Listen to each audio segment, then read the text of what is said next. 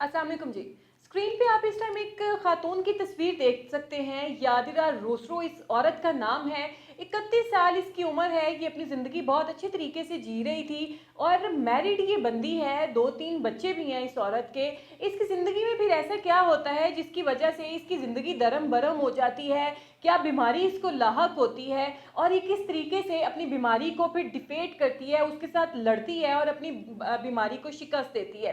जनाब, कहानी कुछ ऐसी है कि ये लड़की जिसकी उम्र 31 साल है, यादिरा, ये अपनी शादीशुदा ज़िंदगी में बहुत ज़्यादा खुश होती है और 2015 में इसको ऐसा महसूस होता है कि इसके सर में बहुत ज़्यादा दर्द है। इतना दर्द है कि ये सर दर्द की दवाइयाँ खाती है और आम तौर पर ऐसे ही देखा जाता है कि सर में दर्द हो रहा है तो चलो नज़र चेक करा लो, शायद आंखें कमज़ोर हैं इस वजह से सर में दर्द हो रहा है। तो जनाब कुछ ऐसे ही करते ये टाइम गुजार देती है, लेकिन नज़र चेक कराने के बावजूद भी जो है इसकी सर की दर्द नहीं जाती। इस दर्द को 1 साल का अरसा गुजर जाता है और इस दौरान इसको यहाँ तक दर्द होने लगती है कि अब जब ये चलने लगती है तो इसके सर में चक्कर आने लगते हैं और इसकी आंखों के आगे समटाइम अंधेरा भी आ जाता था और बाजू का तो ऐसा होता था कि जब ये चलने लगती थी तो ये चलते चलते चकरा कर गिर जाती थी। इस कदर इसकी जो हालत है वो बदतर हो जाती है। जब यादिरा की कंडीशन ऐसी हो जाती है तो ये डिसाइड करती है कि क्यों ना मैं डॉक्टर को चेक कराऊं। अब तो मेरी दर्द, ये जो सर दर्द है, ये बर्दाश्त से बाहर है। चूंकि ये अच्छे घराने से ताल्लुक रखती थी, काफ़ी वेल ऑफ थी, ऐसा नहीं था कि इनको पैसे की कोई किल्लत थी, कमी थी।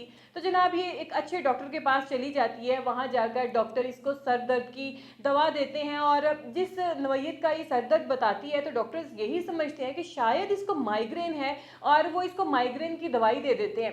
कुछ अरसे के बाद वो डॉक्टर के पास दोबारा आती है और कहती है कि जनाब मेरे सर का दर्द तो बिल्कुल भी ठीक नहीं हुआ है, तो मेरे सर का इलाज करिए, मैं पागल हो गई हूँ इस दर्द के साथ। तो डॉक्टर ये डिसाइड करते हैं कि अब हम यूँ करेंगे कि हम टेक्निकली चीज़ें देखेंगे, अब हम तुम्हारे कुछ टेस्ट करेंगे, हम तुम्हारा सिटी स्कैन करेंगे ताकि हम देख सकें कि तुम्हारे सर में एक्चुअल मसला क्या है, क्यों तुम्हारे सर में इतना दर्द रहता है। तो जनाब ये जब सिटी स्कैन करते हैं तब भी इन्हें कुछ मालूम नहीं पड़ता और दर्द उसको कांस्टेंट हो रहा होता है और वो अपने इस दर्द से इस कदर परेशान होती है कि उसके जो सर का दर्द है वो नहीं जाता है। वो फिर डॉक्टर के पास आती है, अपनी सर दर्द का रोना रोती है। तो जनाब डॉक्टर कहते हैं कि अब हमारे पास अब आखिरी हल यही है कि हम तुम्हारे सर का एमआरआई करें, क्योंकि एमआरआई एक ऐसा टेस्ट है जिसमें आपके जिस्म का जो भी तकलीफ़ है, जो भी हिस्सा आपका आप समझते हैं कि वो असरअंदाज है, बीमारी की भेंट चढ़ा हुआ है, तो वो उसमें सारी चीज़ें वाज़ेह आ जाती हैं कि आपको ये मसला लाहक है। तो जनाब जब इसके सर का एमआरआई होता है तो एक डॉक्टर इसके दिमाग में कुछ थैलियाँ देखते हैं और उनकी जब गिनती होती है तो वो 8 थैलियाँ होती हैं। वो ये समझते हैं कि शायद इसको ब्रेन ट्यूमर है, इसको ये कैंसर वगैरह उसकी छोटी-छोटी थैलियाँ बनी हुई हैं, तो क्यों ना इसका अब लास्ट हल इसका यही है कि इसका ऑपरेट किया जाए। तो जनाब वो पेशेंट के साथ डिस्कस करते हैं यादरा के साथ और यादरा कहती है कि मुझे इस तकलीफ़ से निजात चाहिए, तो वो ऑपरेशन की तैयारी करते हैं। ऑपरेशन थिएटर में डॉक्टर्स जो हैं वो कैमरे भी नस्ब करते हैं ताकि हम देख सकें कि हमारा ऑपरेशन जो है वो कामयाब हुआ है या नहीं। और वैसे भी बाहर के जो हॉस्पिटल्स हैं, बल्कि पाकिस्तान में भी कहीं अच्छे जो हॉस्पिटल्स हैं वहाँ पे ऐसा ही है कि जो आपका ट्रीटमेंट हो रहा होता है, जो आपका ऑपरेट हो रहा होता है, वो उसकी एक बाकायदा रिकॉर्डिंग हो रही होती है और जब पेशेंट सेहतयाब हो जाता है उसको फिर वो सीडी पकड़ाई जाती है जाते वक्त कि जनाब ये तोहफ़ा अपना साथ लेते जाएँ, आप इन चीज़ों से जो है वो निकले हैं, ये बीमारी थी आपको।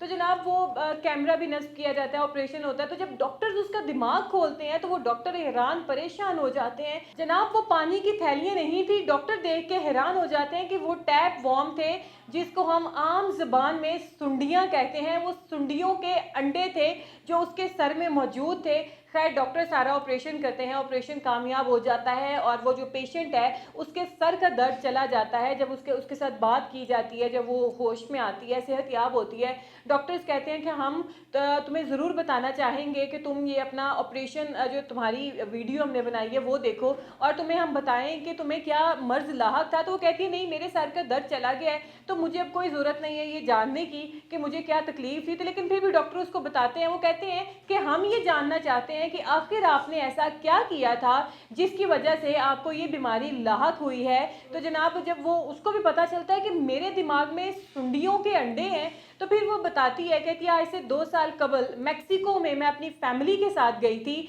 वहाँ जाकर मैंने जो डिश ऑर्डर की थी वो थी रॉ मीट, यानी कि कच्चा गोश्त मैंने ऑर्डर किया था और वो मैंने खाया था। तो डॉक्टर कहते हैं कि जब तुमने वो कच्चा गोश्त खाया था तो तब उस कच्चे गोश्त के साथ तुम्हारे अंदर एक ऐसा जरासीम चला गया था जिसने अंदर जाके अंडे देने शुरू कर दिए थे और इन अंडों की तादाद बढ़ती जा रही थी। तो ये सारा जो मामला है ये उसकी वजह से पेश आया है। तो तुम अल्लाह का शुक्र अदा करो कि तुम हयात हो और ज़िंदा हो, वरना WHO की रिपोर्ट के मुताबिक, जो वर्ल्ड हेल्थ ऑर्गेनाइजेशन है, उस रिपोर्ट के मुताबिक जिस इंसान के भी जिस्म में इस तरीके से कीड़ों के अंडे या कीड़े बनने लग जाते हैं वो सरवाइव नहीं कर पाता है, वो जान से चला जाता है। But you are lucky enough कि यू आर अलाइव। तो जनाब ये थी यादिरा रोसरो की कहानी। तो अल्लाह का शुक्र अदा करें कि हम मुसलमान हैं और अल्लाह ताला ने हमें इस्लाम के थ्रू हमारी जो बाउंड्रीज बताई हुई हैं उसमें बहुत खूबसूरत तरीके से हर चीज़ वाजे कर दी गई है।